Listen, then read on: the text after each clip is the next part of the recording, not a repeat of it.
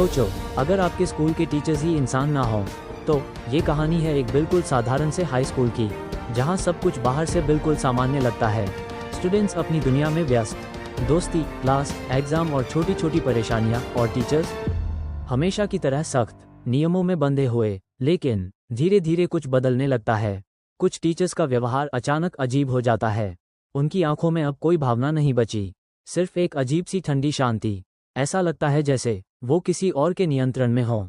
इसी बीच कुछ स्टूडेंट्स को शक होता है, ये वो बच्चे हैं जिन्हें स्कूल का परफेक्ट स्टूडेंट नहीं कहा जाता, लेकिन शायद वही सबसे पहले सच्चाई को समझ पाते हैं।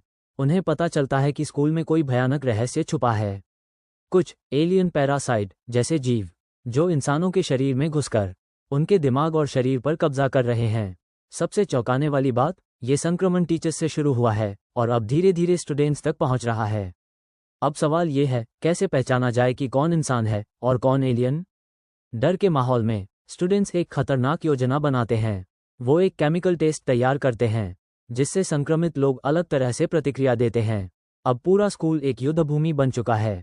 हर क्लासरूम में डर है, हर चेहरे पर शक है। धीरे धीरे सच्चाई सामने आती है, इन एलियंस का मकसद सिर्फ स्कूल तक सीमित नहीं है। पहले स्कूल, फिर शहर, और फिर शायद पूरी दुनिया। क्लाइमैक्स में पता चलता है कि इस सब के पीछे एक एलियन क्वीन है, जब तक उसे खत्म नहीं किया जाएगा। ये संक्रमण रुकने वाला नहीं। इसके बाद शुरू होती है एक जबरदस्त और खतरनाक लड़ाई, जहां दांव पर है जिंदगी, दोस्ती और पूरी मानव जाति का भविष्य। आखिरकार जब सब कुछ खत्म होता है, स्कूल फिर से सामान्य दिखने लगता है। लेकिन एक सवाल अब भी हवा में तैर रहा है, क्या सच में सब कुछ सामान्य हो गया है? क्योंकि अगर एक बार एलियन संक्रमण आ सकता है, तो शायद वो कभी भी फिर से लौट सकता है।